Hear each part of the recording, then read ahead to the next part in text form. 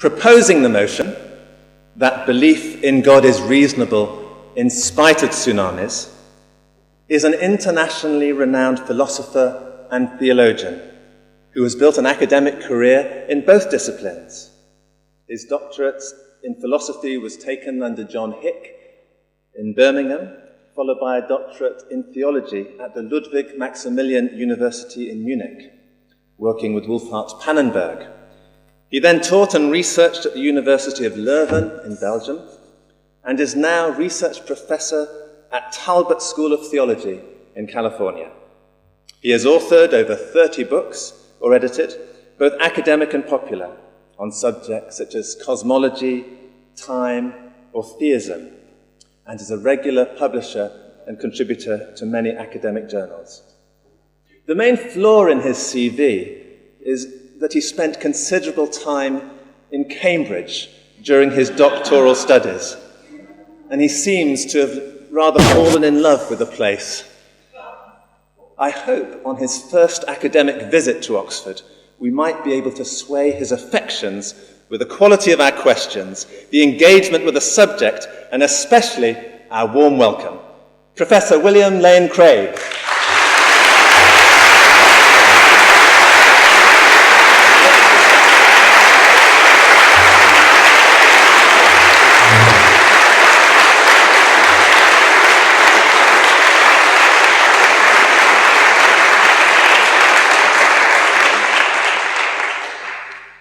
Our opposing speaker, though, is very much playing at home in Oxford.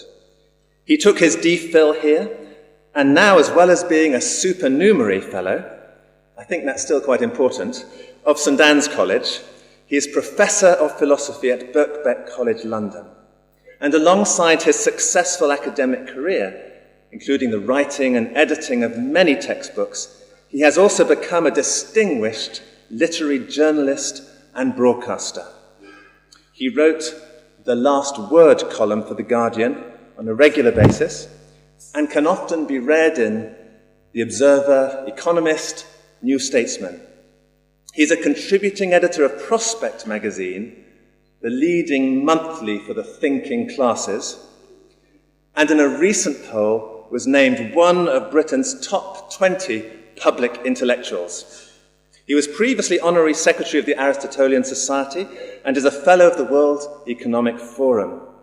And he has a special ability to translate complex philosophy into readable and popular books. Recent titles include The Reason of Things, The Meaning of Things, and The Mystery of Things. Opposing the motion, he will perhaps give us the reason why the meaning of things for him perhaps has no mystery. Please welcome Professor A.C. Grayling.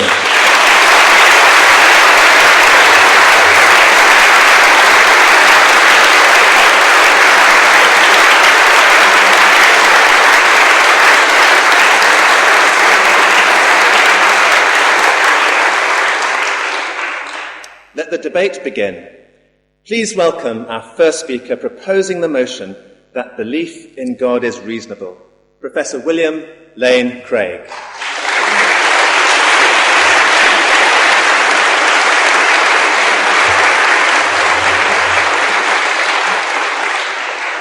Thank you, and good evening. I'm very grateful to the Oxford Union for the privilege of debating here this evening on this most important topic, and I thank you for your warm welcome. I'm also grateful as well for Professor Grayling's participation in the event this evening. And I trust that our discussion tonight will not only be an intellectual exercise for you, but will also be a significant help in your own personal spiritual journey. Now, when we ask whether belief in God makes sense in light of tsunamis, we're posing in a provocative way the problem that traditionally philosophers have called the problem of evil. This problem is undoubtedly the greatest obstacle to belief in God. When we consider the depth and the extent of suffering in the world, then it makes it hard to believe in God.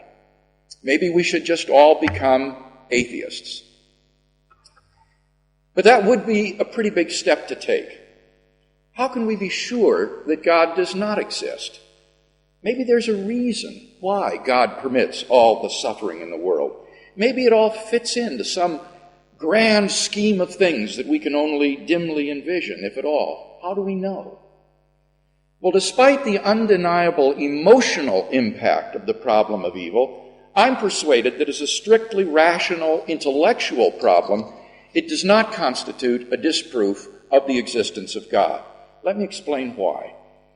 Traditionally, atheists have claimed that the coexistence of God and evil is logically impossible.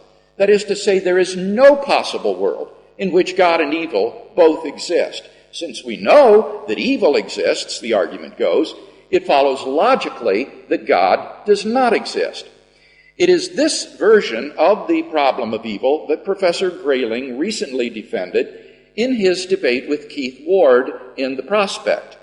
So, according to the logical version of the problem of evil, the two statements on your handout, A, an omnipotent, omnibenevolent God exists, and B, evil exists, are logically incompatible. The difficulty for the atheist, however, is that statements A and B are not, at face value, logically inconsistent. There's no explicit contradiction between them. If the atheist thinks that they're implicitly contradictory, then he must be assuming some hidden premises that would serve to bring out the contradiction and make it explicit. But what are those premises? Well, the atheist seems to be assuming two things. One, if God is omnipotent, then he can create any world that he desires. And two, if God is omnibenevolent, then he prefers a world without evil over a world with evil. The atheist reasons that since God is omnipotent, he could create a world without evil, and since he is omnibenevolent, he would prefer a world without evil. Therefore, if God exists, evil cannot exist. This version of the problem of evil has been seriously undermined by the incisive critique of the philosopher Alvin Plantinga. Plantinga notes that the atheist must show that both of the critical assumptions 1 and 2 are necessarily true in order for the argument to be logically valid. But, Plantinga argues, if it is even possible that human beings have free will, then 1 and 2 are not necessarily true. Take assumption 1. If free will is possible, then it's false that an omnipotent God can create just any world that he desires. God's being omnipotent does not imply that he can do logical impossibilities, such as make a round square or a married bachelor. But it is logically impossible to make someone freely choose to do something. Thus, if God grants people genuine freedom to choose as they like, then it's impossible for him to determine what their choices will be.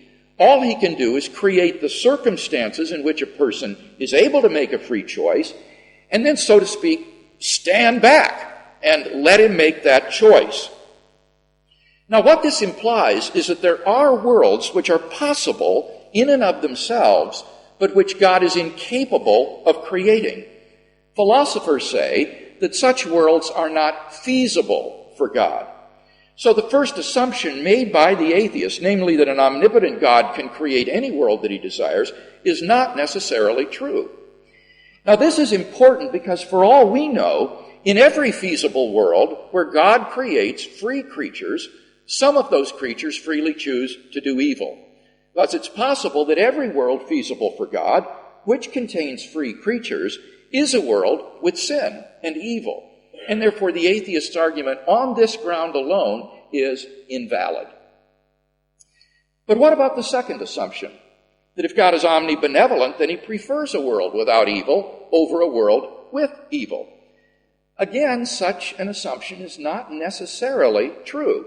The fact is that in many cases, we allow suffering to occur in a person's life because we have some morally sufficient reason for permitting it.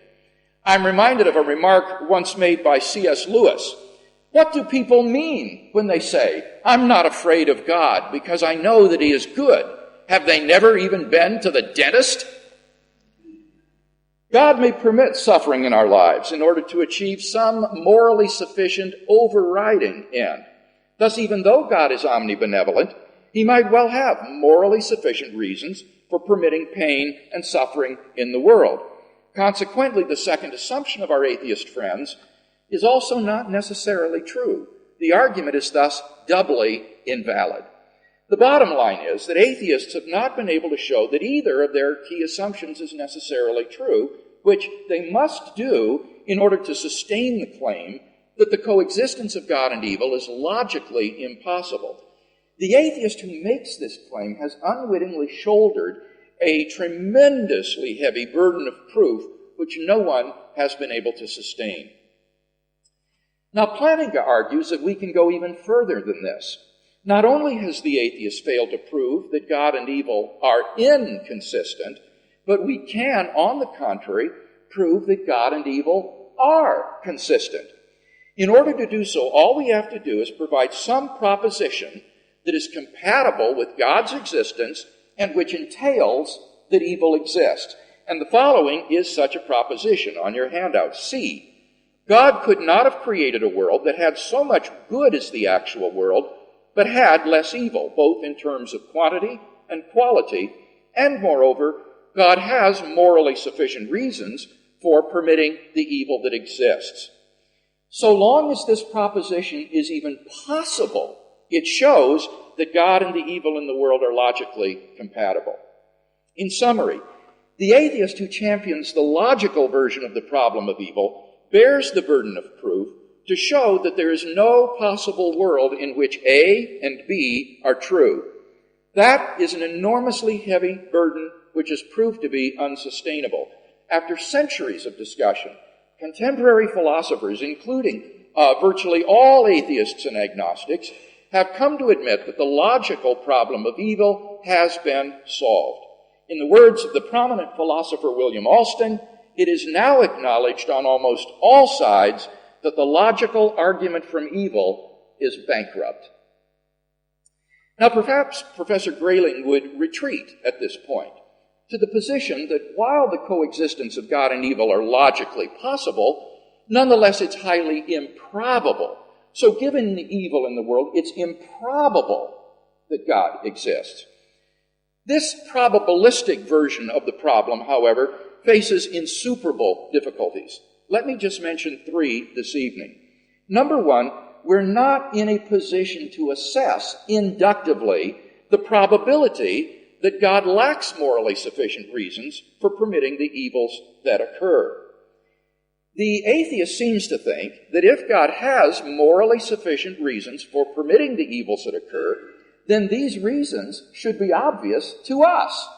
But there's absolutely no grounds for that assumption. The transcendent God sees the end of history from its beginning and providentially orders history so that his purposes are ultimately achieved through human free decisions. In order to achieve his ends, God may well have to put up with various evils along the way, evils which appear pointless or unnecessary to us within our limited frame of reference, may be seen to have been justly permitted within God's wider frame of reference. We simply have no idea of the natural and moral evils that might be involved in order for God to arrange the circumstances and free agents in them necessary to some intended purpose. Nor can we always discern the reasons why such a provident God might have for permitting some evil to enter our lives.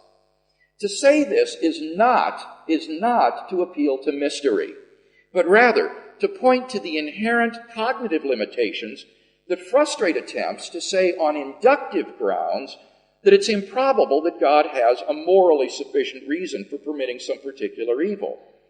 Ironically, in other contexts, atheists recognize these cognitive limitations. One of the most damaging objections to utilitarian ethical theory, which says that we should always act so as to maximize the greatest happiness for the greatest number of people, is that it is quite simply impossible for us to estimate which action we might perform will ultimately lead to the greatest amount of happiness in the world.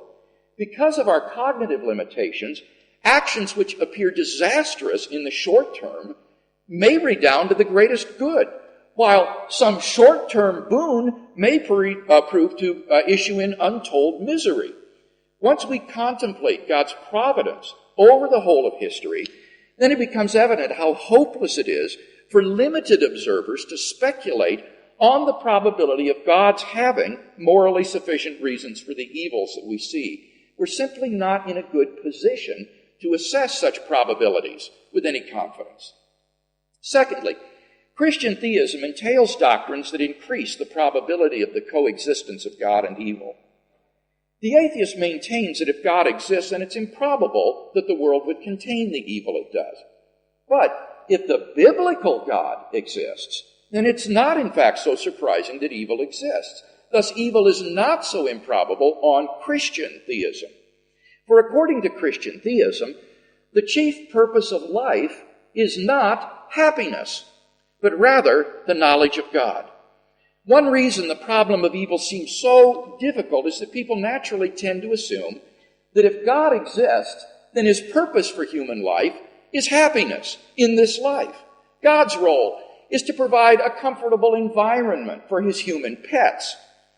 But on the Christian view, this is false. We are not God's pets, and the goal of human life is not happiness per se, but rather the knowledge of God, which in the end will bring true and everlasting human fulfillment.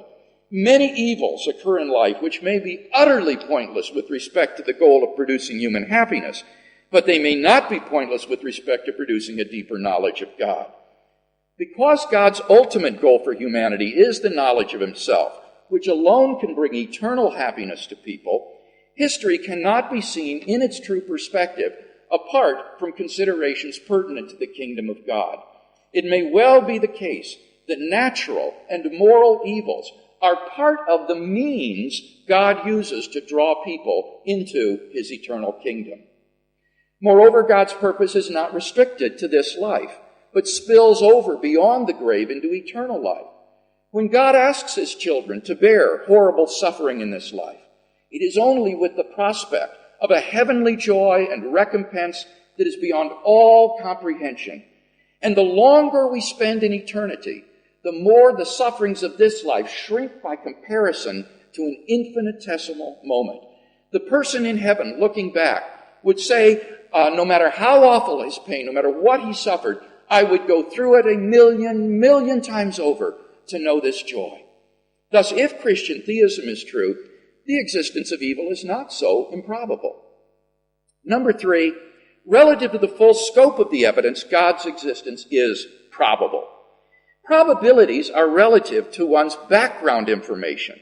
Thus, with a probability argument, we always need to ask, probable with respect to what? Now, apply this principle to the probabilistic problem of evil. The atheist says God's existence is improbable. But with respect to what? To the evil in the world? Well, if that's all you consider for your background information, then I think it's hardly surprising that God's existence would appear improbable relative to that alone. But that's not the interesting question. The interesting question is whether God's existence is improbable relative to the full scope of the evidence. And the Christian theist will insist that we consider not just the evil in the world, but rather all the evidence relevant to God's existence. Now, obviously, I don't have time to discuss it here, but in my published work, I've written extensively in defense of various arguments for the existence of God.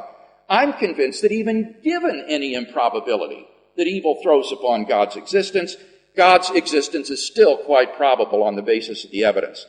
In any case, it would be premature to conclude that God's existence is improbable unless one has thoroughly examined and weighed all the relevant evidence. In conclusion, then, neither the logical nor the probabilistic problem of evil constitutes a justification of atheism. The rational man is well within his rights in thinking that the existence of God makes sense, even in light of tsunamis.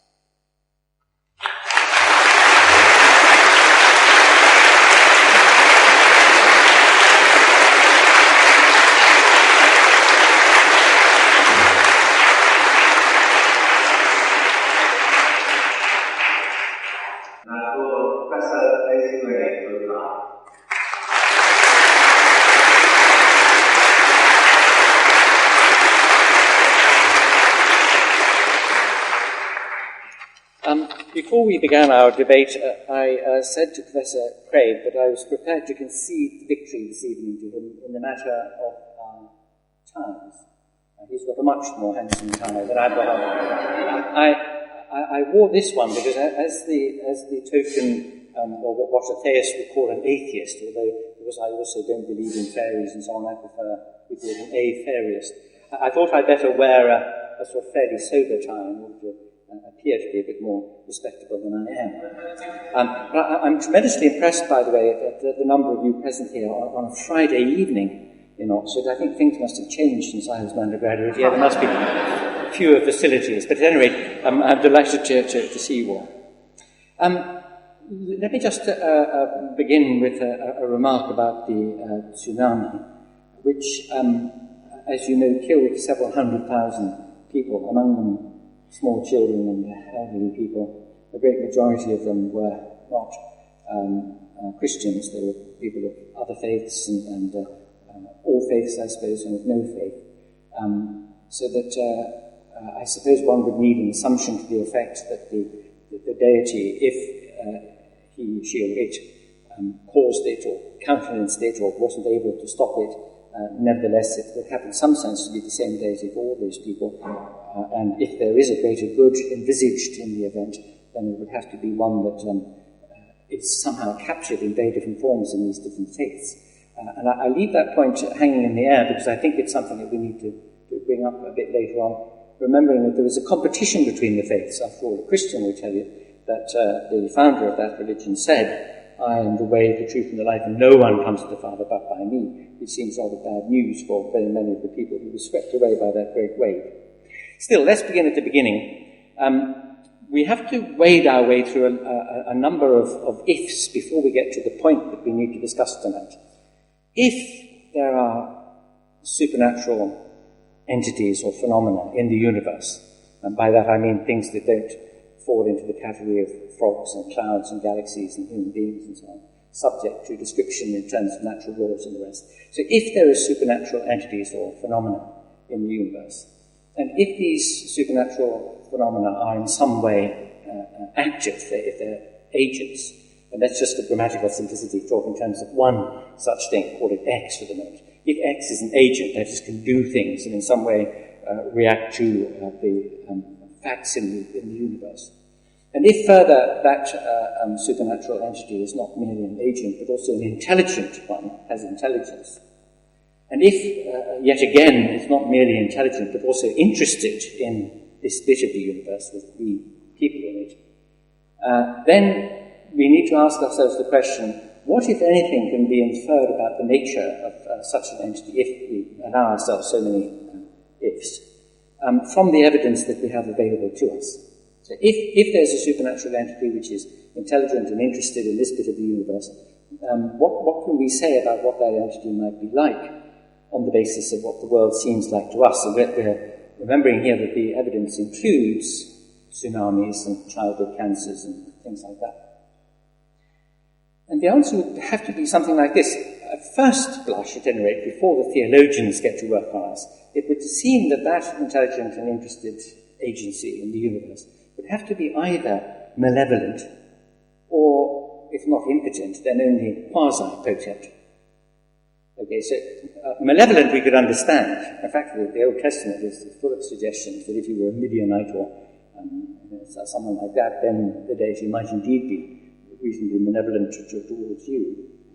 So, but if not malevolent, then they're not omnipotent, because constrained in some way in its power to lessen the suffering that is experienced by the creation with which to which it stands in some relation.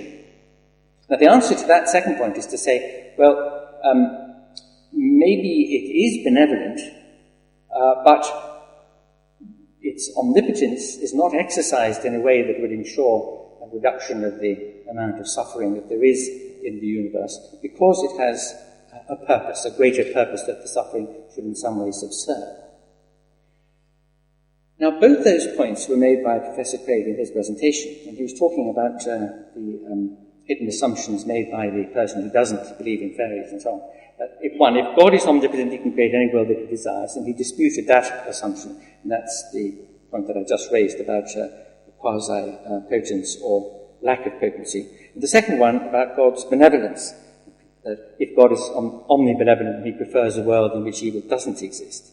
And he raised a point in connection with that too. And you will notice that the points actually don't sit quite consistently with one another, because the answer that he gave to the first point is, so God is not quite omnipotent, because there are some things that he can't do. For example, he can't do logically impossible things, or we know that already because he can't eat himself for breakfast and that kind of thing. But what he also can't do is to create a world which has free will in it, required incidentally, so that we can answer problems about the existence of moral evil in the world, remembering that if there is a God who is the creator of the world and is responsible ultimately for everything that happens in it, then he is responsible for murder and rape and the rest of it. And so in order to block that consequence, we have to think in terms of the creation, parts of the creation anyway, that's us having free will. So he's not quite omnipotent. There's a derogation from that point. But as to the omnibenevolence, well, he's willing to let suffering occur in the world for a greater good. And that if only we could see sub specie eternitatis what that greater good is, then no matter how great the suffering, say of grief, of loss, of terror, of being faced with an unkind or cruel nature, no matter what the experience of suffering might be, nevertheless it subserves some greater good.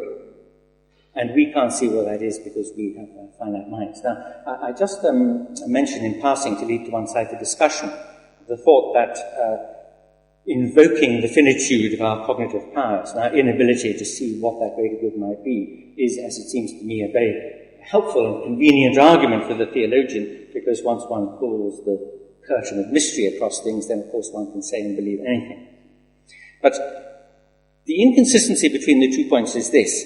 If you derogate somewhat from God's omnipotence, then you're in effect saying, well, he can't, in a world which contains free will agents and so on, he can't have prevented the degree of suffering that is present in the world. The second point, he's nevertheless willing to let suffering occur for a greater good. So if you think that suffering is necessary for a greater good, then, and you permit it to happen, then the implication seems to be that you could do something about not letting it happen, but since you've got this greater good in mind, you do let it happen. So what one wants to say to the theologian is, well, which do you want? Do you want him to be not quite omnipotent, or do you want him to be omnipotent but willing to let suffering happen so that a greater good can ensue? Which of those two things do you want? Now, I think that the response that one has to make to at least the second of those 2 points is this. Either we are created in God's image, so it is written somewhere, or much more probably we create God in our own image. And so our thought of what to expect or to believe about an agency which is intelligent and interested in a world like ours would have to be derived in some way from our own experience of relationship with others. And the one that provides us with most materials is the experience of fatherhood. I'm a father, and I'm rather fond of my children. Occasionally they are of me also. And I sometimes wonder to myself just how much suffering I would subject them to for the greater good that I see but they don't for their lives. I'm not sure that going to the dentist is quite comparable with being drowned in a tsunami, but I am quite confident that I wouldn't drown any of them in a tsunami, however annoying they can sometimes occasionally be, in the hope that it might teach them a lesson or stop me from being irritated in future or some greater good of that kind.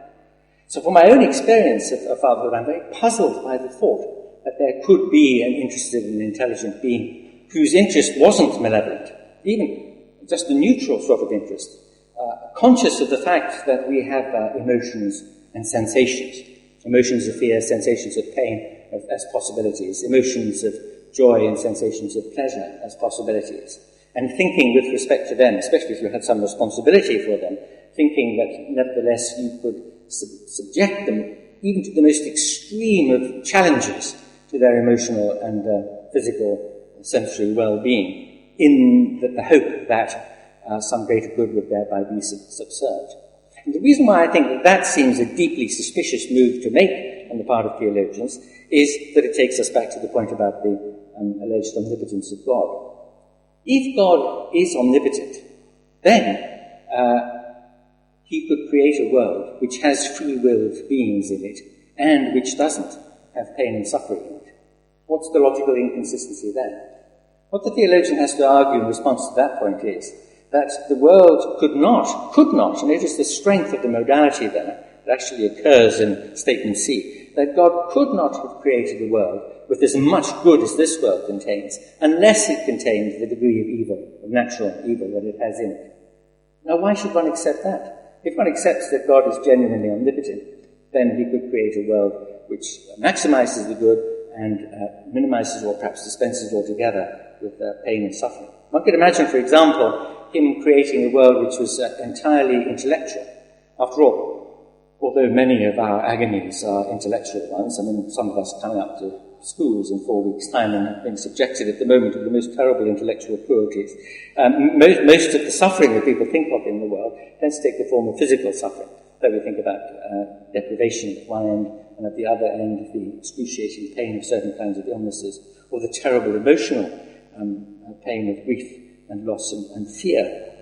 Why is it that those things should be centrally or essentially required for a world to have as much good in it as this one does? Or arguably, of course, this world doesn't contain as much good in it as there could be, given that the quantum of suffering in the world is as it is. Remember this also, that some of the natural evils that occur in the world do so as a result of our agency. For example, our effect on the environment and our spreading of diseases one to another and the rest. And so that there is a complex relationship between the two kinds of evil that there are in the world, moral and natural.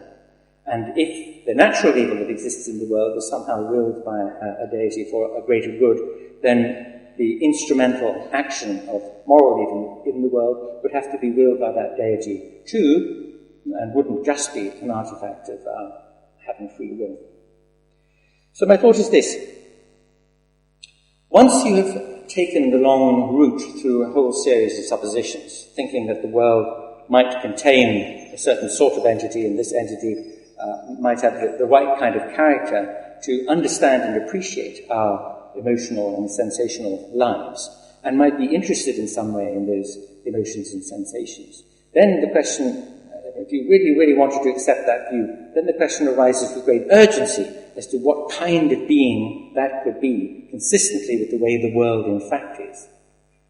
And it's very interesting to notice that in the development of thinking about the relationship that individual human beings have with their world, with a world containing the possibilities of suffering and the rest, there have been dramatically different conceptions of that relationship. For example, in the medieval period, contemptus mundi literature was a great feature.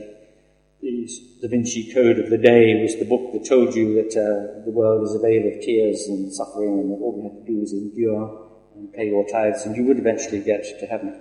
And what followed that period in the Renaissance was a rediscovery of the joy and the beauty of the world and the possibility for pleasure in the world, and a refocusing of attention by human beings on things that are imminent, things that are here in the world, and a desire to maximize the pleasure and the enjoyment that came from understanding that world, from appreciating the beauties in it, and from adding to them.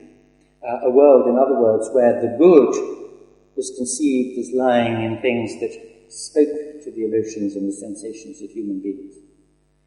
Well, according to a theory which has it that suffering is some part of the production of the greater good, there would have to be questions asked about the degree of consistency between the conception that the Renaissance thinkers had about the good and that conception about the need that the world has for there to be suffering and pain in it.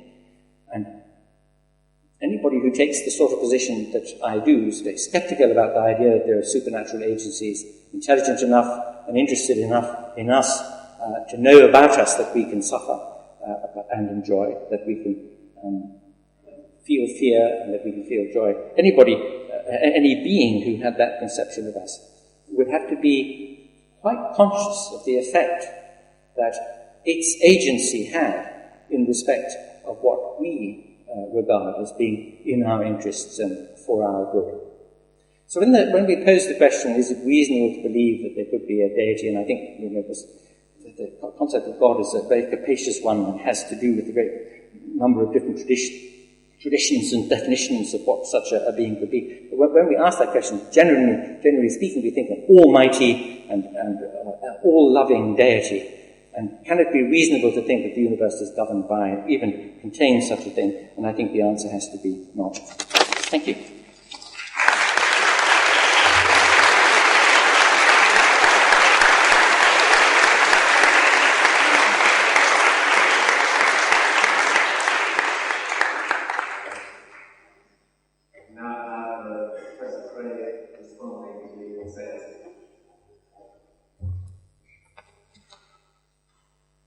Well, thank you, Professor Grayling, for those interesting remarks in response to my opening statement. You'll remember that I distinguish between two versions of the problem of evil, the logical version and the probabilistic version. And I suggested that the logical version is no longer defended today, that it has been given up because it's been recognized that the atheist cannot sustain the enormous burden of proof this involves. But so far as I could understand Professor Grayling's position in his opening speech, he's sticking by the logical version of the problem of evil. Despite that, he's going to maintain it. Now, he said that looking at the world, we would conclude the deity must be either impotent or malevolent. But to say that is to assume precisely those two hidden assumptions. Namely, that if God is omnipotent, he can create any world that he desires, and if he's omnibenevolent, he would prefer a world without evil over a world with evil. And so if the response is not to be question-begging, we need to see some argument on behalf of those two premises. And you remember I suggested that those cannot be proved. First, if free will is even possible, it follows that an omnipotent God cannot create every world that he might desire. Now, Professor Grayling responded by saying, well, Dr. Craig, you're qualifying divine omnipotence. On your view, God is not quite omnipotent. And I want to protest against that and say that's not at all accurate. Historically, divine omnipotence has always been defined in terms of God's ability to do whatever is logically possible. The only philosopher that I know of who thought God could do logical impossibilities was René Descartes. But everyone else has always said omnipotence means the ability to do whatever is logically possible. But God's inability to make a round square or a married bachelor is not an inability on God's part, because there is no such thing as a round square or a married bachelor. Those are just self-contradictory combinations of words that have no referent. So God can do anything that is logically possible. And as I say, it is logically impossible to make someone freely do something.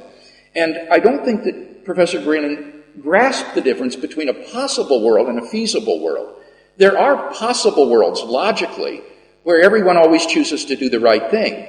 But those worlds may not be feasible for God, because if God created the agents in them, in the circumstances envisioned, the agents might choose differently, might go the wrong way. So that given that it's logically impossible to make someone freely choose to do something, not every logically possible world is actualizable by God, only feasible worlds.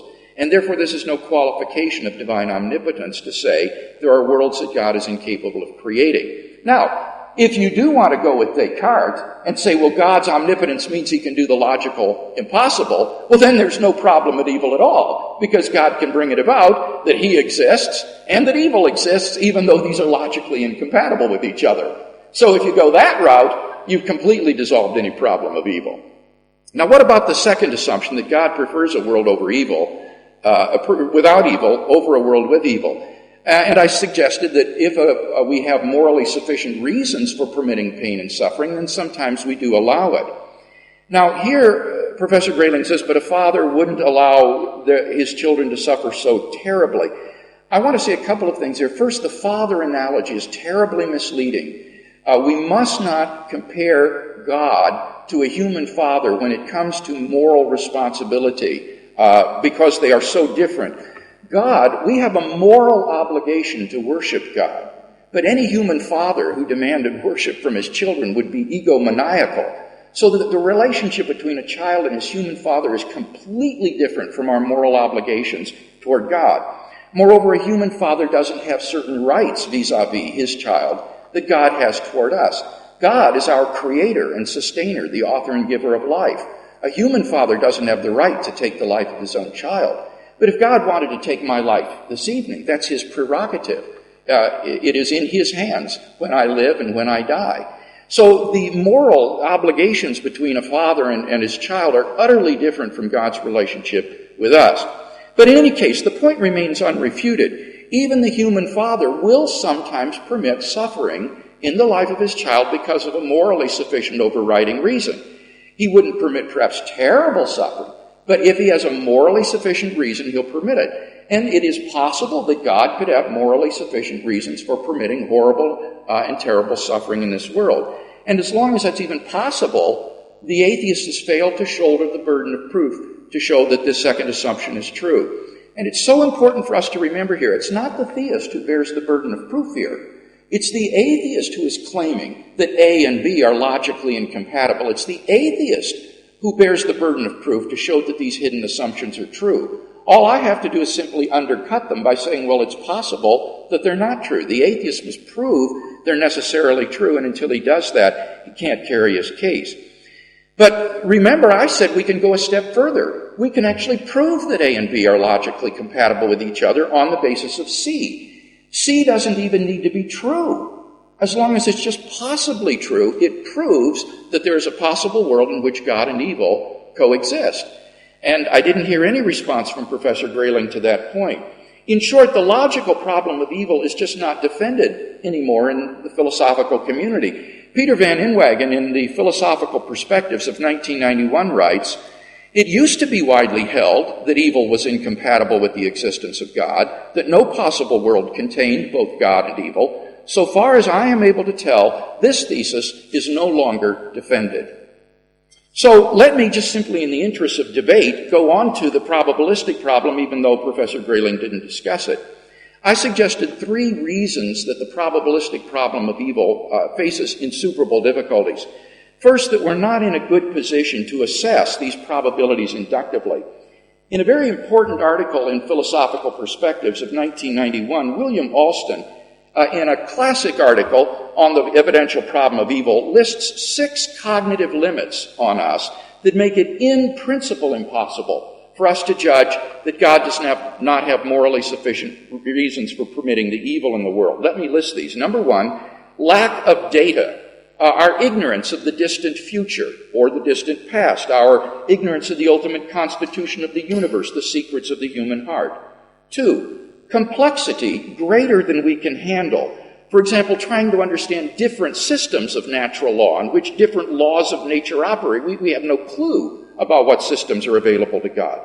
2, the difficulty of knowing what is metaphysically possible. How do we know what logically imaginable worlds are actually metaphysically possible? 4, our ignorance of the full range of possibilities. We don't know how these are restricted. 5, our ignorance of the full range of values. That is to say, there may be unknown goods that God brings about that we are not even aware of. And 6, the limits of our capacity to make well-considered value judgments. That is to say, to be able to compare different possible worlds with a view toward determining which world would be the best.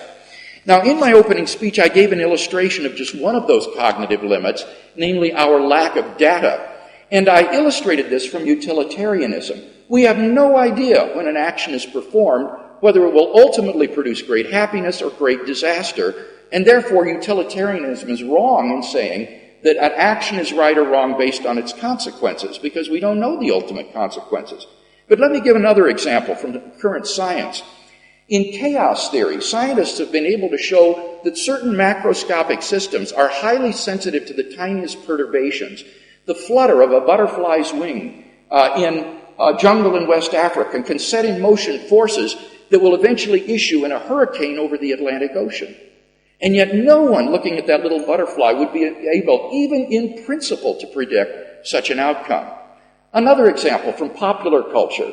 In the movie Sliding Doors with Gwyneth Paltrow, we see how a young woman is rushing into the underground to catch a subway train. And just as she approaches the train, the doors begin to slide shut. At that point, the film splits in two. and one half of the film narrates her life as it would have happened if she had made it through the doors.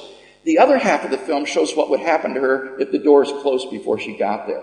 And what's interesting in this film is the one life turns into happiness, success, everything she does is great, whereas the other life goes from bad to worse, disaster, failure, misery, all because of this one seemingly trivial incident of catching those sliding doors.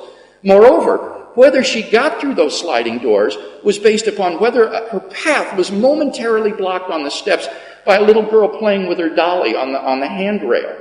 And of course, what the movie doesn't show is that little girl's playing with the dolly on the handrail was also contingent upon, for example, how quickly she buttoned her blouse when dressing for school that morning, or how much muesli her mother put in the bowl, how long it would take to eat breakfast, or whether her father had to stop to tie a shoe on the way into the underground. You begin to see that these contingencies result in simply unpredictable situations. But here's the really interesting part of the film, is the shock ending. At the end of the movie, you suddenly discover that in the life in which everything is going hunky-dory and just super, she's suddenly killed in a car accident, and her life comes to an end. Whereas in the miserable, unhappy life, that life turns around, and it turns out that that is the really good life after all. This illustrates, I think, so poignantly how we're simply not in a position to judge when things come into our life that God doesn't have a morally sufficient reason for permitting it. William Alston concludes, we are simply not in a position to justifiably assert that God would have no sufficient reason for permitting evil. And if that is right, the probabilistic argument from evil is in no better shape than its late lamented logical cousin. Second, I suggested that Christian theism increases the probability of God and evil in the world because God's purpose in the world is not happiness, but the knowledge of himself, to bring people freely to salvation. Well, how's God doing on this job? In 1990, some fascinating statistics were released from the U.S. Center for World Mission, plotting the number of committed Christians in the world toward non-Christians in the world. In the year AD 100, there were 360 non-Christians for every committed Christian in the world. By AD 1000, there were 220 non-Christians per committed Christian in the world. By 1900, there were 27 non-Christians for every committed Christian in the world. By 1989, there were only 7 non-Christians for every committed Christian in the world. God is building his kingdom down through history. And it is not at all improbable that natural and moral evils are part of the means which he uses to bring people into his kingdom and to give them eternal life and everlasting happiness, in comparison to which the sufferings of this life will diminish to infinitesimal proportions.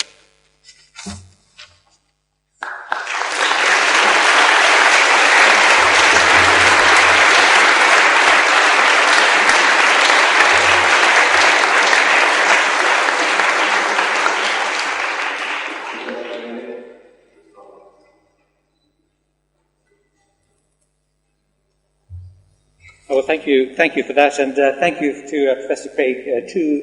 It's a very, very long time since I've heard a sermon. My first point is that one always finds oneself in a difficulty in this kind of the situation in which I find myself at the moment, being someone who is the token atheist here, because I begin by saying, okay, just suppose that there's a profoundly improbable, idea that there is some being out there in the universe that has these properties of being, interested in us and aware and understands our situations. Just suppose that there is such a being, and he loves us and is our Father and all the rest of it. Then I find, when I have debates with theologians, that that's not what's meant at all. In fact, the goalpost, the divine goalpost, keeps moving. Every time you say anything about this, what such a being would have to be like, you find that that's not what's meant. So when I say, we either create God in our image or He creates us in His image and so on, then our best understanding of what that relationship would be, the Creator who cares about us and all that, is sort of fatherly relationship. So I, as a father, tend not to drown my children all that often and so on. That attempt to try to get some grip on the moral realities here, I find, is a misleading analogy. So we flounder because the goalposts do move all the time. But still, let's do our best. a logically possible world may not be a feasible world. But I can understand that a logically possible world might not be a desirable world.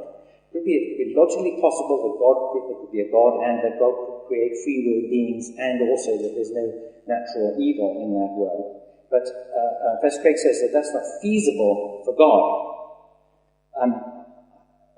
This is like a jigsaw puzzle, because I've got to keep several pieces going at the same time. I have to remember that we don't have a great deal of knowledge about God's nature, so bear that in mind. But we know enough to know that it's not feasible for God's purposes, that although there's a logically possible world in which there is free will but no natural evil, that's not feasible for God.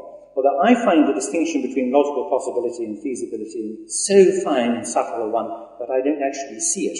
I can see a distinction between logical possibility and desirability, but I don't see the difference between possibility and feasibility.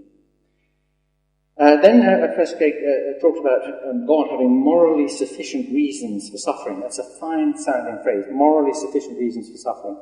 And that, even if we don't know what it is, and we're here once again behind the veil of ignorance, nevertheless we could take on trust the thought of being drowned in a tsunami or dying painfully of cancer or something would be good for us in some way, but we don't know what way that is, and then we just simply have to believe it. But remember that the discussion we're having at the moment is it reasonable for us to believe that in a world which contains tsunamis and childhood cancers and the rest, that there could be a being at least of great power and at least of who understands and has some concern for our feelings and attitudes and so on, whether it's reasonable to believe that there could be such a being. And I'm suggesting that there's a kind of incoherence in the idea of a being anything like the traditional attributes of God and a world of the kind that we do in fact occupy. Professor Craig says that there are three shortcomings to the probabilistic version of the argument from evil. And by the way, I should just mention that Professor Craig says that the current authorities in the field say that nobody now takes the logical problem of evil seriously. Well, long before that happened, people had stopped taking seriously the argument from authority, which is, as you know, a logical fallacy. So the fact that the theologians are not taking the argument seriously doesn't seem to me a refutation of it. But having left that one aside, the probabilistic problem of evil, we're not in a position to assess inductively the probability, etc., etc. So this is an appeal to our finitude and our ignorance. So we don't know what those morally sufficient reasons would be.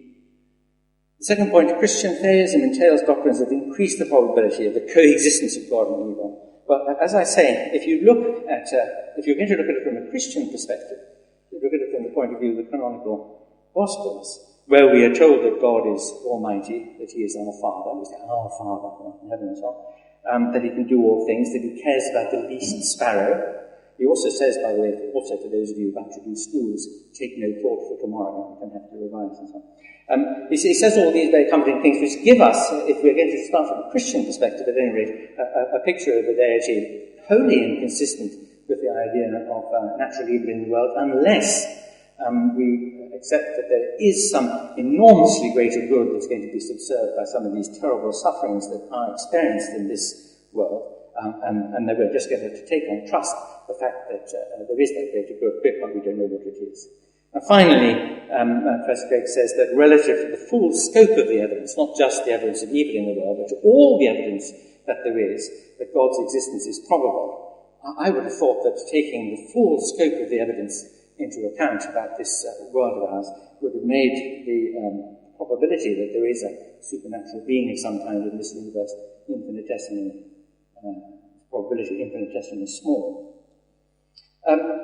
One last thing, Professor Craig talks about the defeater of the utilitarian argument residing in the fact that we don't really know what the ultimate consequences are going to be of our actions.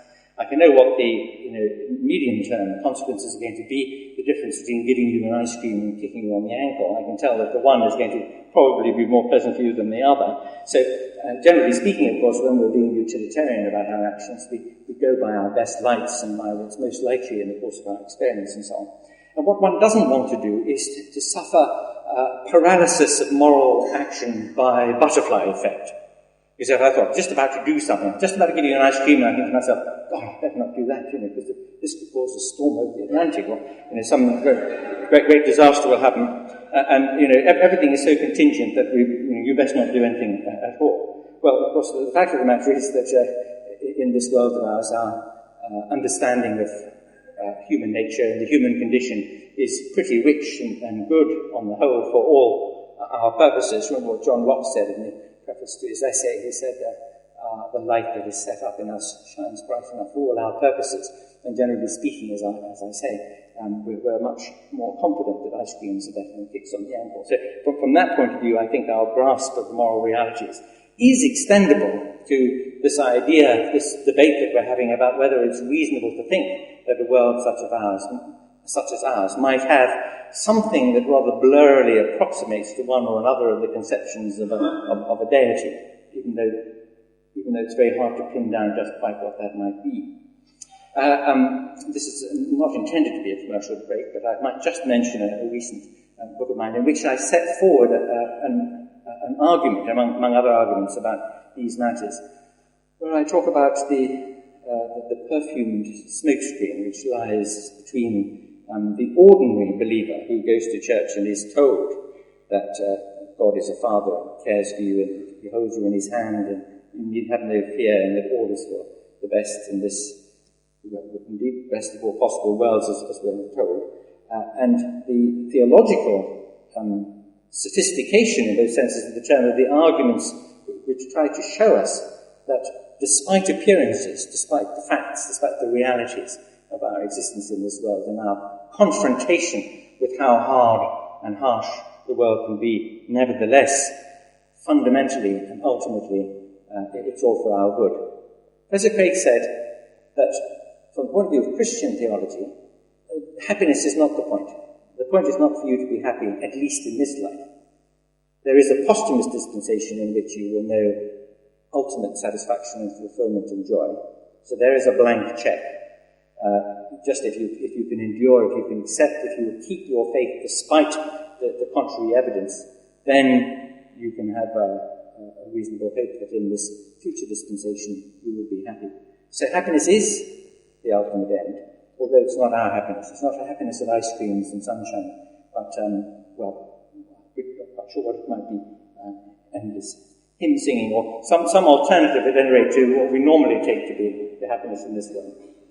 But I think, remember that our point is about reasonableness. It's not my task, as someone who doesn't believe in the existence of supernatural agencies in the universe, to disprove the existence of such things. That's not my task. Nor is it my task to prove that the universe is only a natural realm.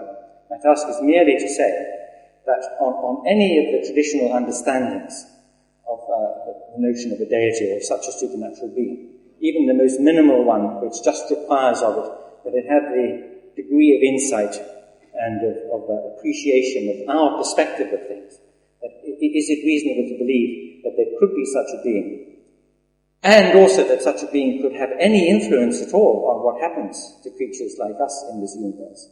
Is it reasonable to believe in such a being consistently with the facts of the world as they are around us? And I say not. But remember that again, to take a cue from Professor Craig there, that's a point made about the existence of natural evil in the world, but one could generalize it and say from the point of view of the total scope of the evidence, the reasonableness of believing such a thing diminishes to zero.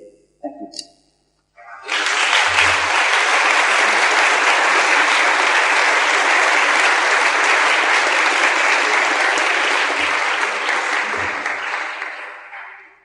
You could be thinking of questions, and as I say, we'll try and take 3 questions together, and then we'll open up a dialogue between the two. So, when you give your questions, will you speak really loudly so we can pick them up, and then I'll try and repeat them and make sure we've got them. So, first one here.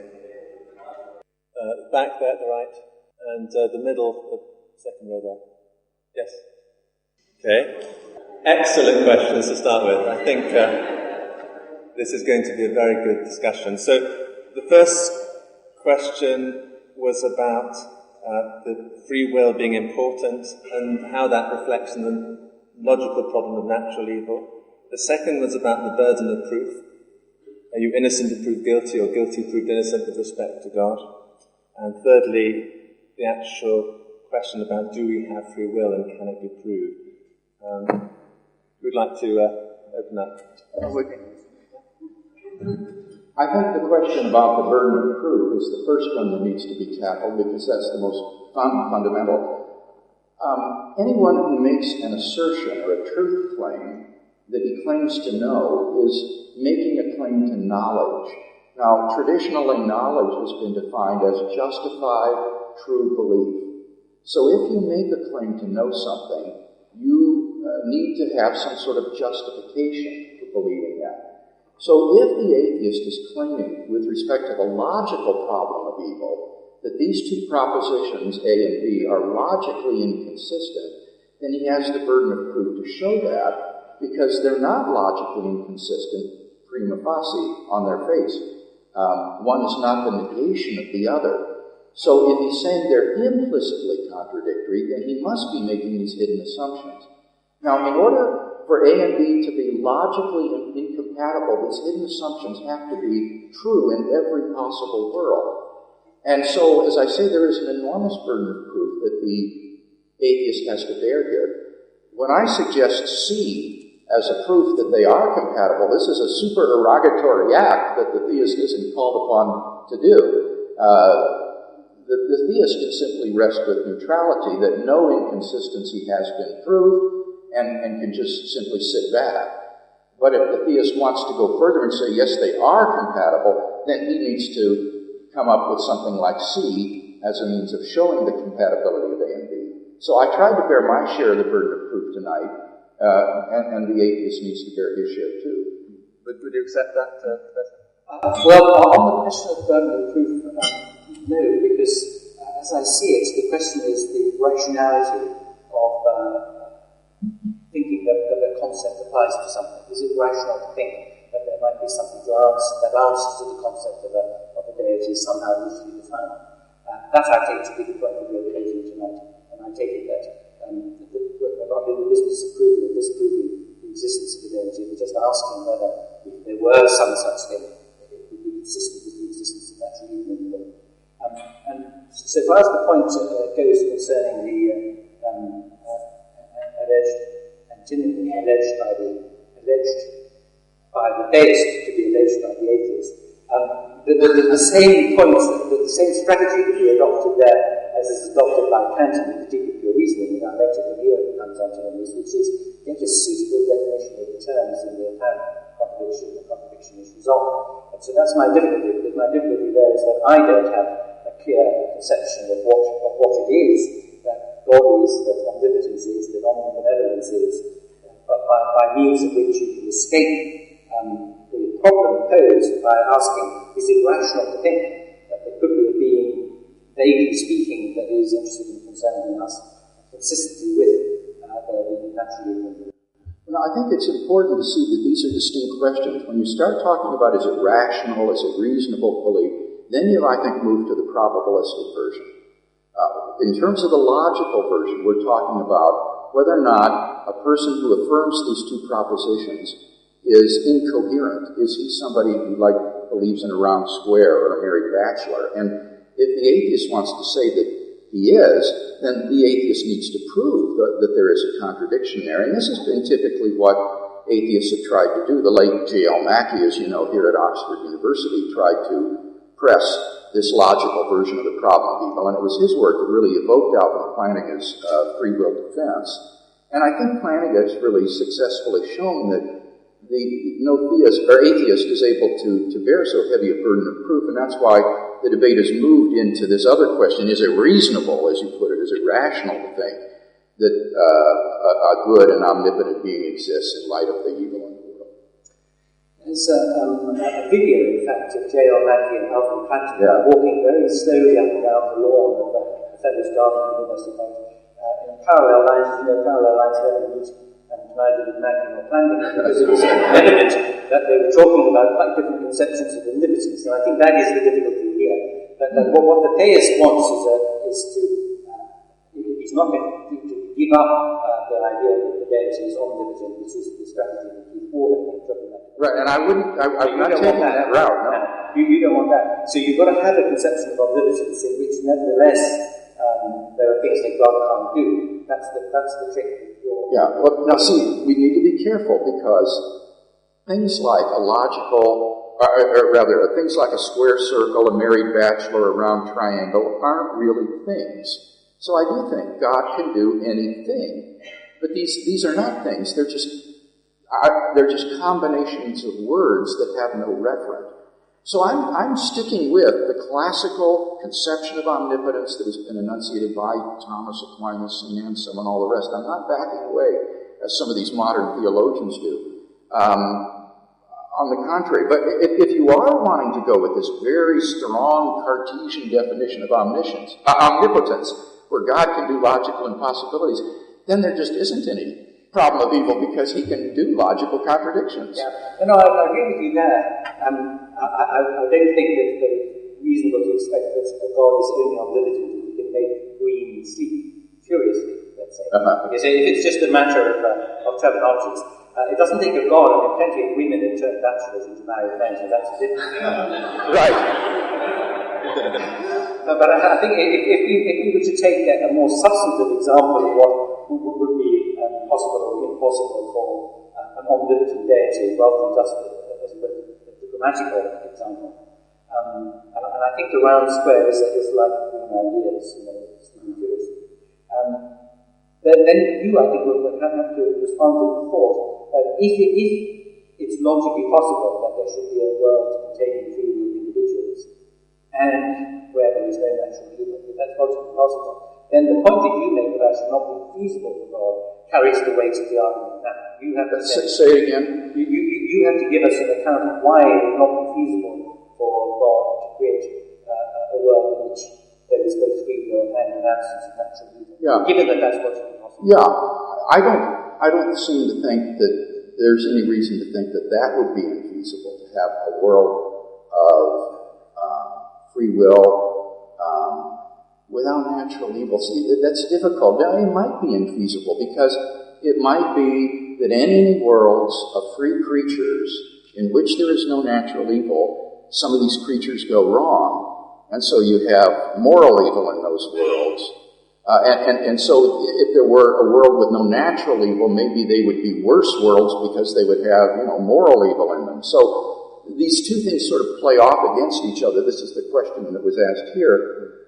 Certainly God could create a universe with no natural evil in it. He could create a world that consisted just of a single bowling ball floating in outer space. That would be a world with no natural evil, but it would be a very uninteresting world. What we want to know is, could God create a world in which there are moral agents with free will who can create a significant amount of moral good, and yet with less natural evil in it? And I think we really have no idea of whether that's feasible.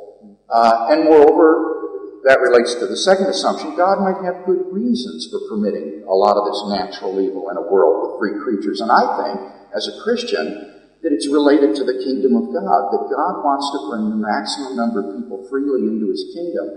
And I don't find it at all implausible to think that natural evil and moral evil could be a part of the circumstances in which he uses to do this. We've covered those two of the questions in terms of free will and a little bit on natural evil. What about the point over there about is God innocent and to prove guilty? Well, that was the first question about burden of proof. Right. But we haven't really talked about why we believe in free will, or if we do, I don't know your position on that, actually. Well, here my hands are more than curly tail, doesn't make any sense. But we're all very familiar since, in fact, almost everybody in this room has written an essay and tried to question proven determinism before now. And how long have we got? We've got the week, it's half a bank holiday weekend, so we'll stay all weekend. I think the short answer is this, that in order to make intelligible to ourselves the idea of occupying a moral universe, that our social universe is a moral universe, that it makes sense to say to people that they will be praised or blamed for what they do, and will punished for what they do. And in order to give content to the way that we evaluate and judge actions and characters, we really need to think that it's possible for people to do other than they do when they make choices. So it looks as though the concept of free will is essential to our thinking in terms of the possibility of morality at all. And it may very well be that the problem, this just in very shorthand, is the kind of solution that I might prefer, that the vocabulary of morality, requiring as it does free will, is an incommensurable vocabulary with respect to the vocabulary of natural law and causality, which is where the idea of determinism arises. I'll just explain that very, very briefly.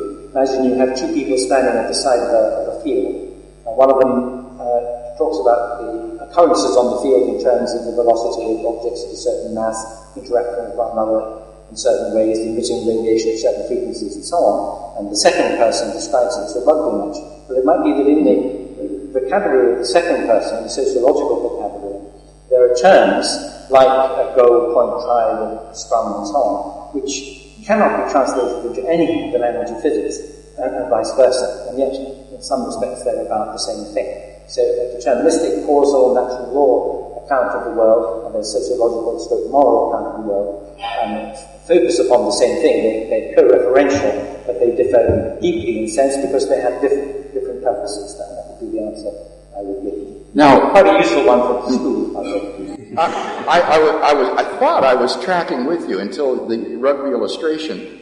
Because late in America. No, it's not that. It's not that. It's that what the illustration suggests, and what I think then you must believe, is that in fact, although morality requires the belief that we are free, you don't really think that we are, that physics will give a thoroughly deterministic and complete account of why we make decisions we do in terms of brain waves, electricity, neurons firing, and so forth. Everything is determined, but the language of morality is just a way of talking about these in a different way, like talking about the physics of these footballers in terms of game vocabulary. And that is really a deterministic view of human beings that really says that this talk of morality is ultimately illusory, but unfortunately necessary for us if we're to act morally. Is that your view, or do you think that we really do have libertarian free will?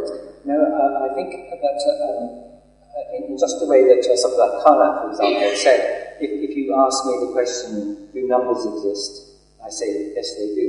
If you ask me, do tables exist? I say, yes, they do. If you ask me, do numbers and tables exist? And I say, do you mean in the same realm, in the way that tables do in the physical realm and numbers do in the arithmetical realm? Then the answer is, you're muddling two different kinds of questions. You have to believe in the existence of numbers in order to do arithmetic. You have to believe in the existence of tables in order to do complicated physics. And just the same way as to do morality, you have to take very seriously the idea, commit yourself to the idea that agents of free will, just as you have to commit yourself to the idea of causality when you talk about physics. So, I mean, yes, you take them very seriously, but the question of trying to reduce one to the other is precisely the source of our muddle about these things, just as they would be if you said numbers would only exist if in some sense they existed in the same way that tables do, or vice versa. Yeah, I'm still not happy with that. Let me just say why I do, one reason I do believe in and then we'll take some more questions.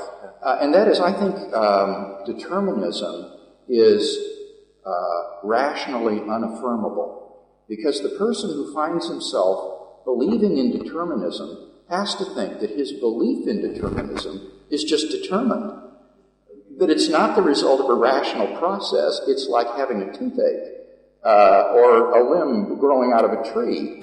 And therefore, if you believe in determinism, you ultimately have to believe that your belief in determinism is itself determined and therefore irrational. And therefore, determinism cannot be rationally affirmed, I think.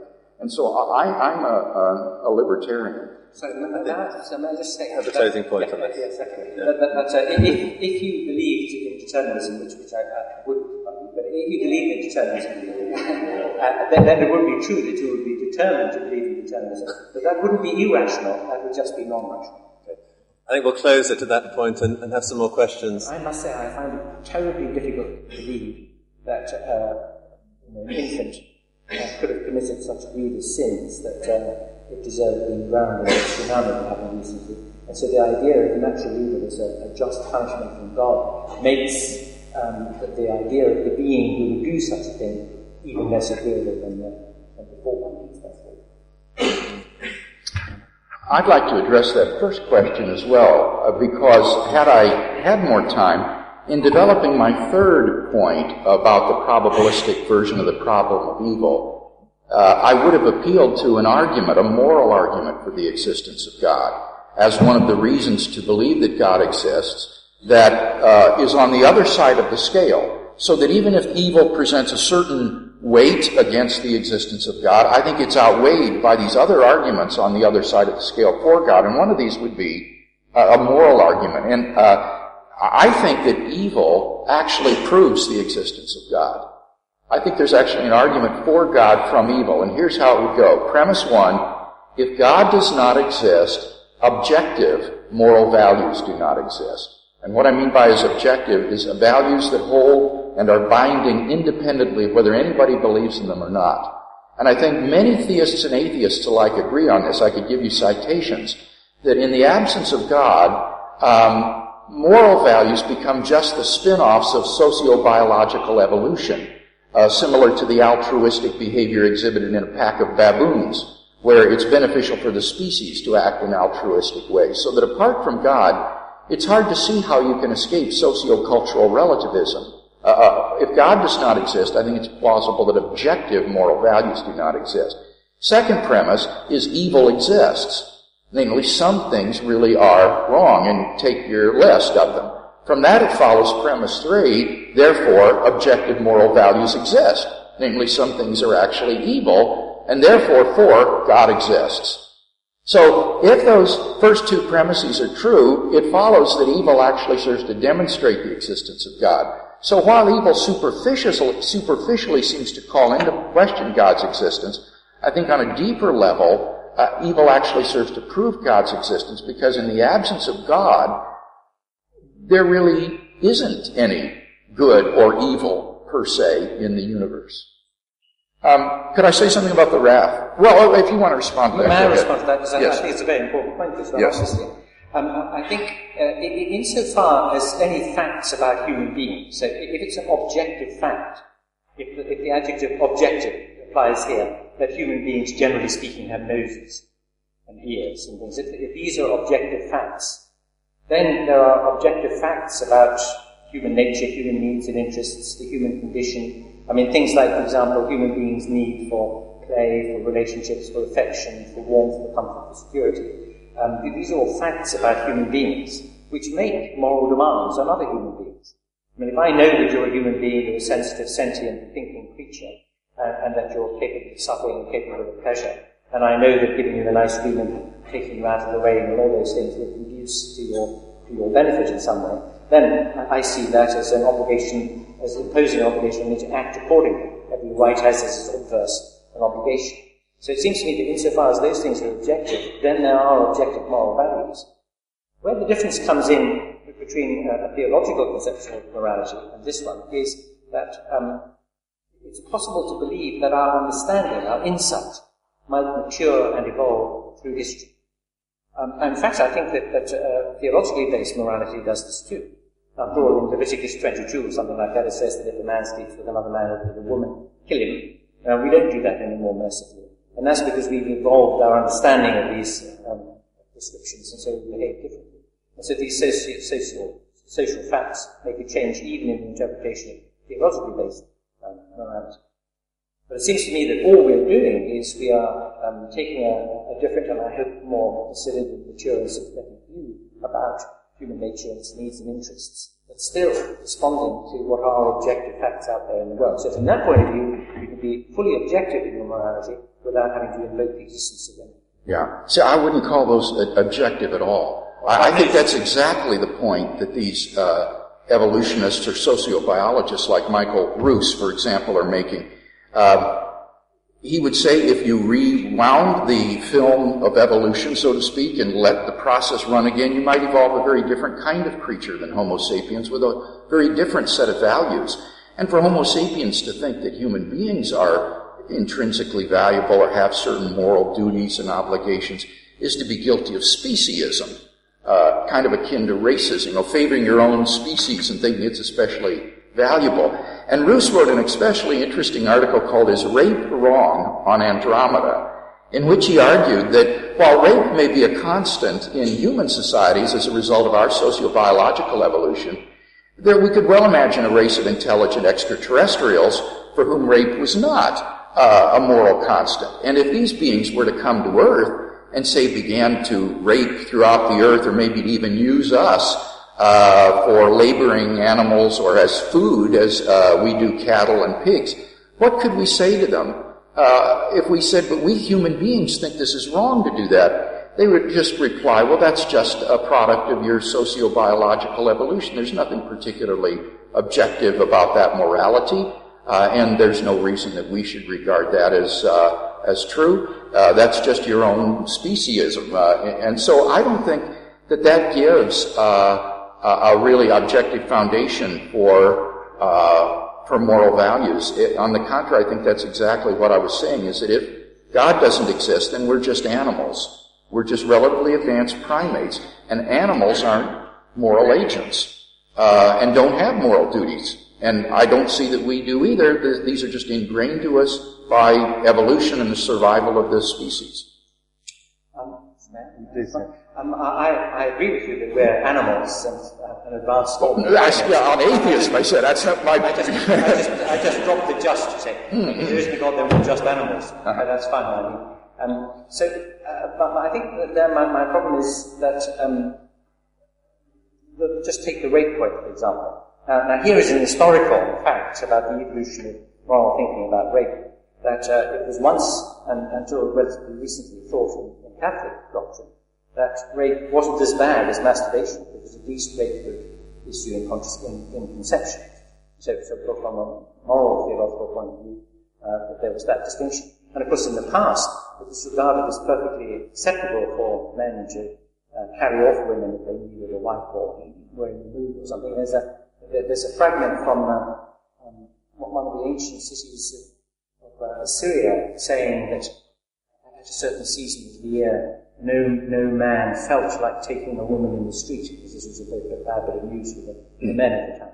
Perhaps the women at the time didn't mind. But anyway, there were very different conceptions of these things, and that they evolved too, even in the context of theological morality.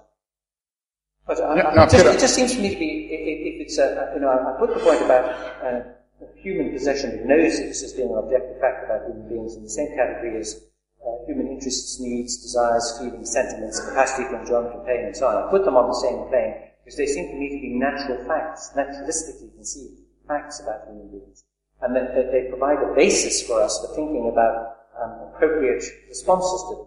So, if, for example, you saw somebody lying on the floor, wailing and in pain and everything else, and you thought to yourself, what should I do about this situation? And supposing the alternatives that presented themselves were, one, to go up to them and help them, and the other was to kick them, then, somehow or other, the facts about their situation seem to constrain which choice you should make. And that seems to me a very powerful basis for thinking about mutual respect and kindness between people. Let me pick up on your example, because I think it's illustrative. On the atheistic view, I think it's impossible to contrast that ancient society's values with what we think today and to say that moral progress has been made. Because that would be to make a judgment on their views or their attitudes compared to ours. What you can say is moral change has occurred, but it would be impossible to say that there's been genuine moral progress because there is no objective standard by which to measure it. So, again, you're just lost in socio-cultural relativism, and these ancient Syrians will say our view of sexual relations to women is different from yours, and it's just as good. In fact, what they would do, Professor Grayling, is they would look at the animal kingdom and they would say acts that look very much like rape go on all the time in the animal kingdom. If a male animal is prepared to force himself upon a female on occasion, he, as a more stronger animal, is more likely to propagate his genes and hence issue in progeny, so that he has a selective advantage by doing this. And so I think that this attempt to root moral values in sociobiology is just really horrid and ultimately leaves us, I think, with a position of saying that there isn't really any objective moral truths, and that moral progress and moral blame and things like this become just subjective and relative. Two very quick points. Can you finish on this one? Very quick. On the business of the male animals and all the rest of it, you obviously haven't been observing how pigeons behave in the breeding season, which is very definitely female and doesn't choose men. I used to think that I wouldn't at all mind living in classical Athens if I could take my dentist and his equipment with me. Yes. But then I think to myself, well, just so long as I wasn't born a woman or a slave or a non-Athenian or... Well, and if you survived as an infant, since they practice infanticide. Exactly. So, yes, exactly. So I think that we've made a lot of moral progress since that time. You help me with my point. Do you perhaps briefly want to cover the... is God's knowledge satisfied or his plan satisfied in the death of atheists? Well, I would just say that struck me wrath. as a bizarre question, and no, I don't think the knowledge of God requires the extermination of man. I want to say, though, about the God's wrath question, I don't want to back away from God's wrath. I think that God is a just and holy God who punishes sin and evil. And ultimately, this is our hope, that we do live in a moral universe after all, that evil will be conquered, evil will be punished and dealt with. But it is presumptuous on our part, anytime we see an act of evil in the world, to say, oh, this is God's judgment on that person. And you're shaking your head, you probably weren't asking that then. So that's fine. I just don't want folks to think that one is being presumptuous. I think one always extends acts of mercy toward the suffering. This is our moral duty. That's, again, one of the differences between Christianity and utilitarianism. When you see someone suffer, you're not paralyzed by the consequences. That's the utilitarian who's paralyzed because he doesn't know what the consequences are going to be. But the Christian acts on the maxim, you shall love your neighbor as yourself, regardless of the consequences. In the interest of time, we need to move on a little bit. The gallery is very important, and we don't want to ignore them. From the top, 2 questions.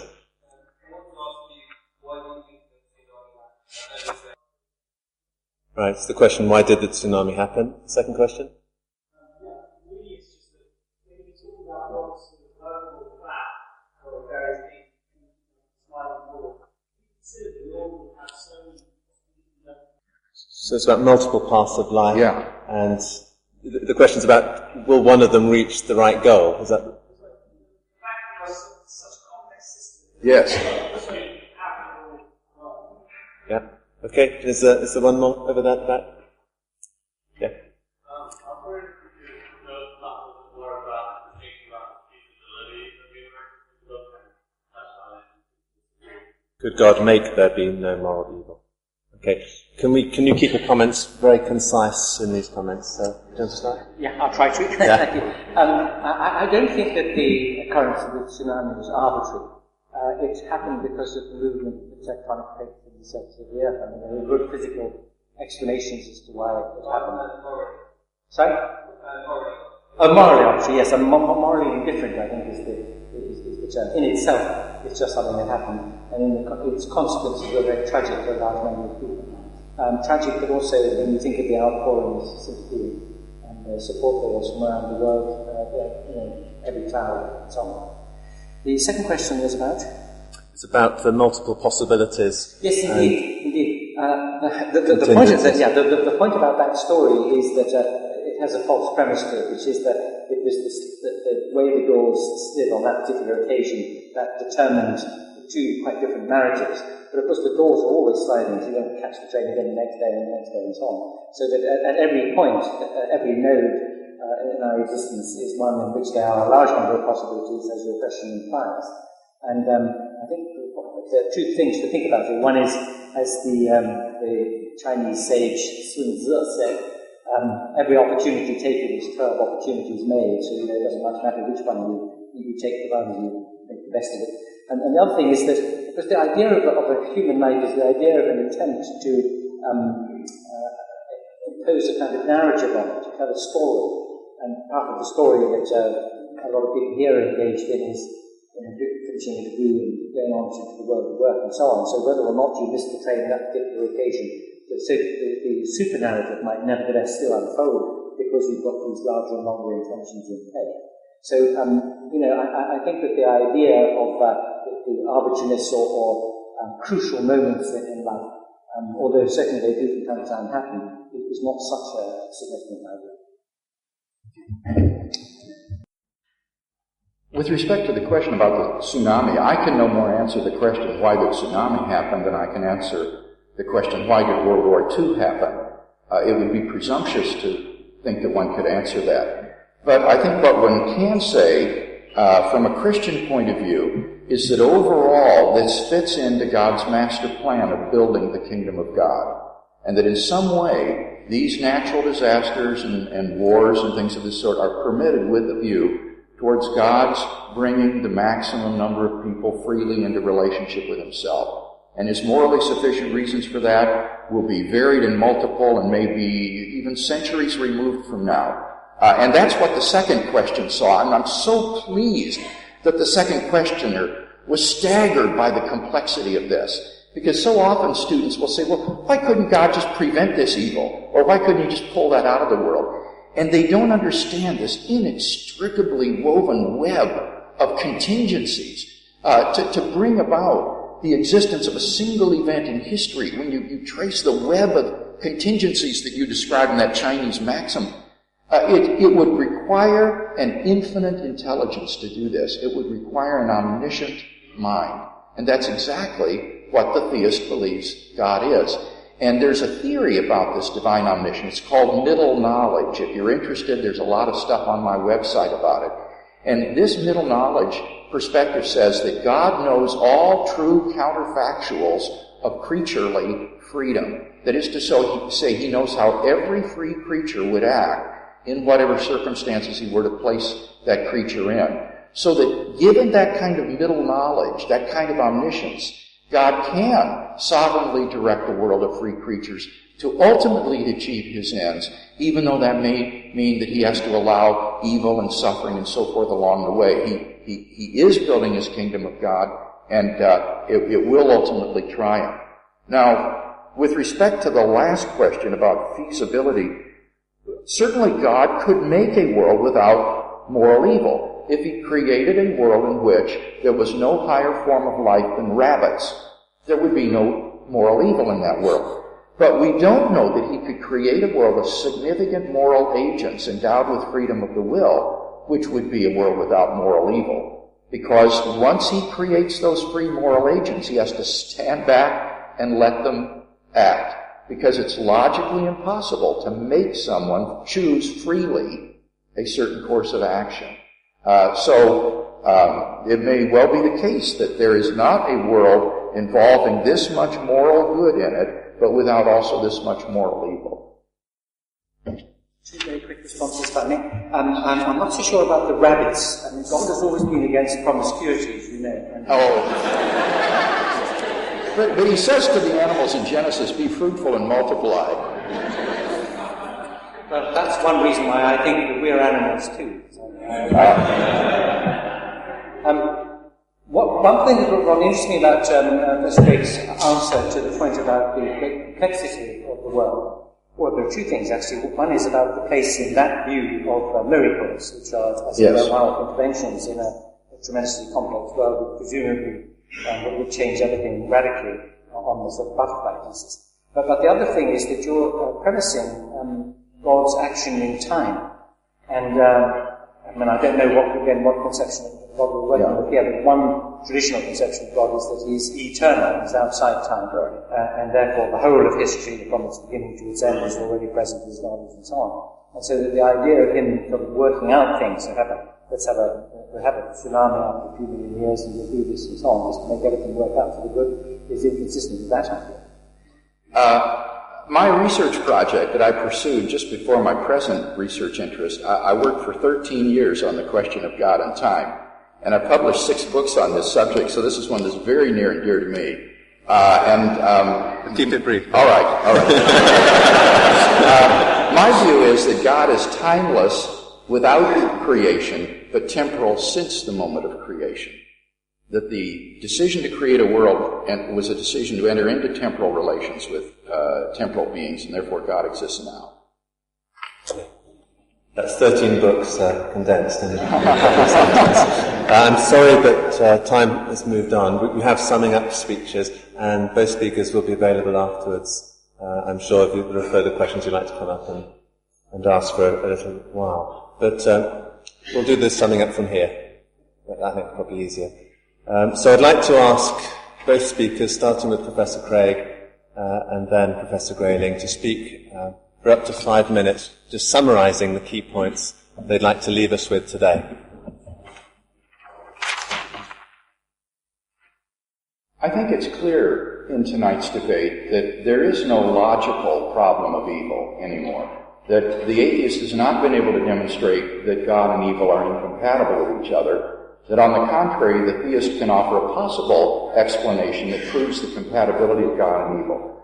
Moreover, I think we've seen on the probabilistic version of the problem of evil that the atheist makes enormously presumptuous probability judgments that we're simply not in a position to make with any confidence. And I gave a number of illustrations.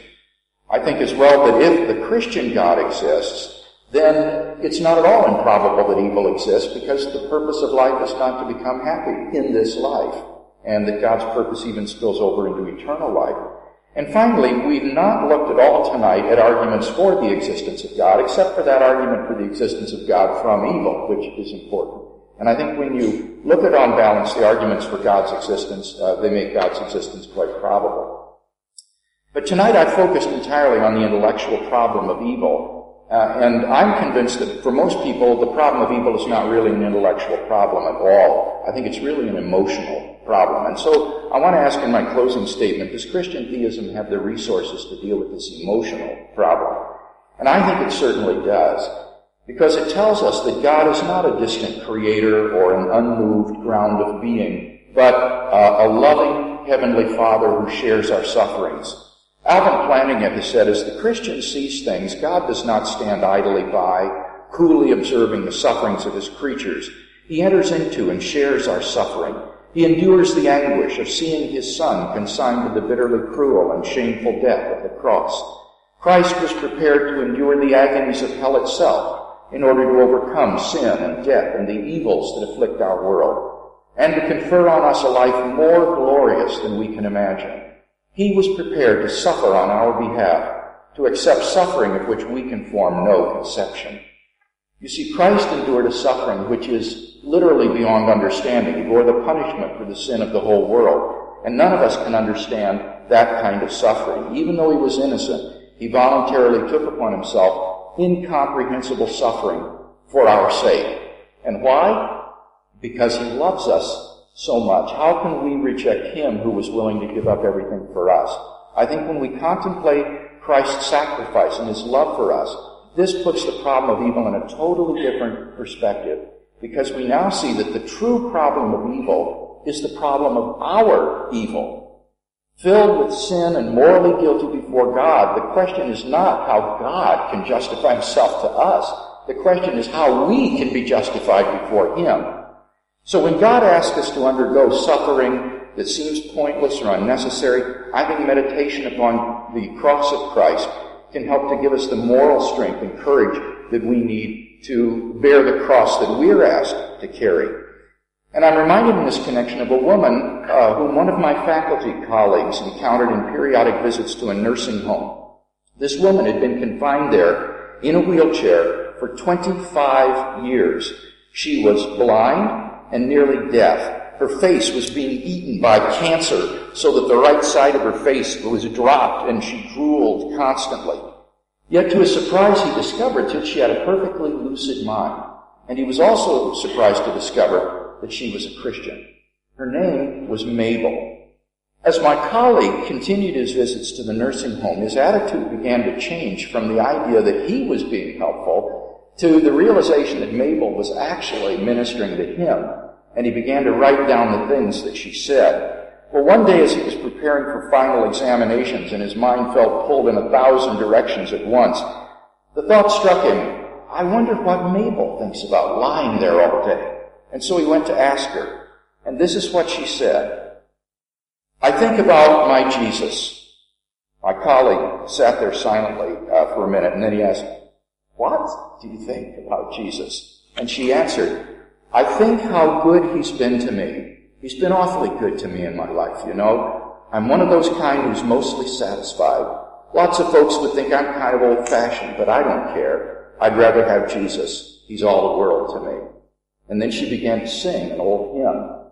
My colleague, stunned, later wrote, "This is not fiction. Incredible as it may seem, a human being really lived like this. I knew her. How could she do it? Seconds ticked and minutes crawled, and so did days and weeks and months and years of pain, without human company and without an explanation of why it was all happening. And she lay there and sang hymns. How could she do it?" My colleague concluded, "The answer, I think, is that Mabel had something you and I don't have very much of. She had power. Lying there in that bed, unable to move, unable to see, unable to hear, she had incredible power." I think that although paradoxically evil is the greatest obstacle to belief in God, at the end of the day, God is the only solution to the problem of evil. If God does not exist, then we are locked without hope in a world filled with gratuitous and unredeemed suffering. But if God exists, He is the final answer to the problem of evil, because He redeems us from evil and takes us into the everlasting joy of an incommensurable good, which is fellowship with Himself.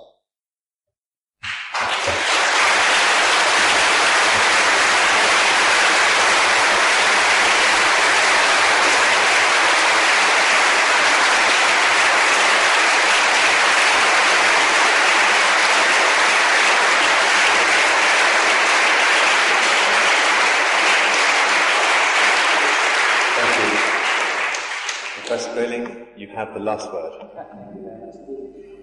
My compliments to Professor Craig for his eloquence and his passion. And as regards to the story of Mabel, she sounds like a remarkable woman, and she's a remarkable testament, I think, too, to the great power of human psychology, and the fact that a faith, a commitment to whatever it might be, religion or ideology, could be tremendously sustaining. And that's a hopeful and happy fact about human beings. Although one, of course, would rather that they have rational rather than non-rational beliefs to sustain them. And that's really my main point here, since this is really about reasonableness of our outlook. With very great respect to Professor Craig, I have to point out that he exemplifies what always troubles me a bit when I engage with people of faith, and that is that they claim to know some things. They claim to know that God is a loving Father and that Jesus suffered and all those things. And when it's convenient to know those things. So then they claim not to understand or know or to comprehend plenty of other things. They claim to say that our finite cognitive powers close off to us the reason why mysterious things happen, why there is suffering in the world, and what greater good is being subserved by it. And I think the answer comes down really to this, that the basis for a fideistic or theistic or religious viewpoint on the world is in itself not a rational one, it's a non-rational one. In plenty of cases it's an irrational one too. Let me just remind you that until pretty recently, really until the early decades of the 20th century, lots of people in these islands of ours believed in the existence of fairies. I mean, they were responsible for things like your shoelaces going missing and pinches and AIDS and so on. And there is that story about the old Irish lady who was asked if she believed in leprechauns, and she said, "I do not, but they're there anywhere." And anyway, that kind of fundamental faith in the existence of these non-natural things runs very deep in human nature. They're not rational beliefs. They're non-rational at best, and sometimes irrational. And once you've accepted a belief, once you've accepted a premise, as it might be by a Kierkegaardian leap of faith, or for whatever reason you have it, perhaps you were brought up in that tradition, or perhaps you turn to it at the moment of crisis in your life, then almost anything follows. A belief in an omnipotent and benevolent deity, under whatever descriptions those things might have, has exactly the same logical power as accepting a contradiction does. In other words, anything follows, anything is possible, any apparently inconsistent and irrational things can be reconciled and accepted in the light of that faith, simply by moving in and out the shadows and the light. We know some things that God loves us, and we don't know plenty of other things, why certain things happen in the world. And with this armoury, really, it's a rhetorical rather than a logical armoury. You can do what Professor Craig has so eloquently done, and that is you can assert a position, and then on the basis of it you can say something which is very, very uplifting and moving and tell a story which witnesses to the power of that faith.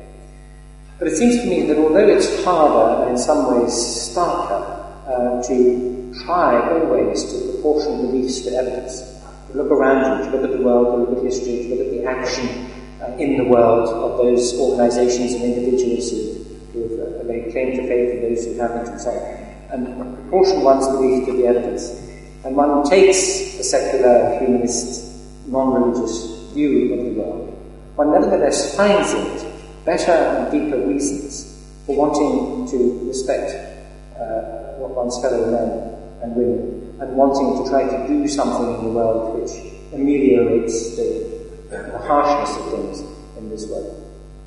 And concern for others and kindness towards them, giving them the benefit of the doubt always, because they are, like you, individuals who have needs and interests and with which you can sympathize. Those very, very simple, very deep intuitions about this common experience we have of being human in the world seems to me to be a very, very powerful source of fellowship and morality. And one needs nothing more than that. And I've often thought to myself, if I see two people acting with concern towards their fellow human beings, and one does it just out of a sense of fellow feeling or an empathetic insight into the suffering of the other person, and the second person does it because of some ideological commitment or faith or belief or desire to, at worst, just score certain sorts of brownie points, as the case might be, I find that my respect for the first person is always much greater.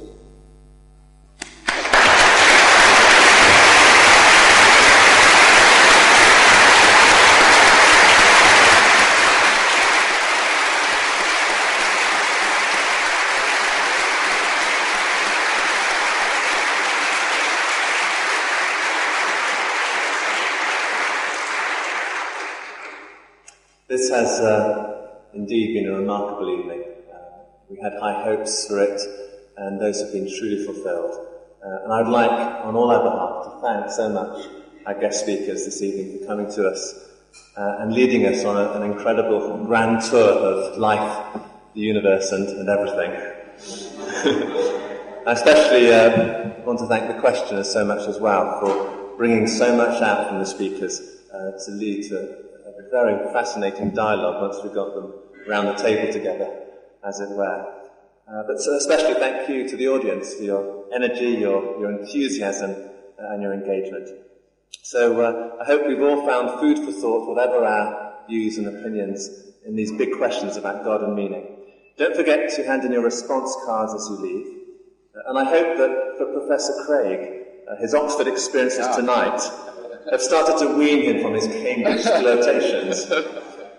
And I also wish for Professor Grayling, who just signed another major book deal for some incredible tomes, that his ongoing quest for mystery, reason and meaning, great success. Thank you and good night. Thank you for being so polite.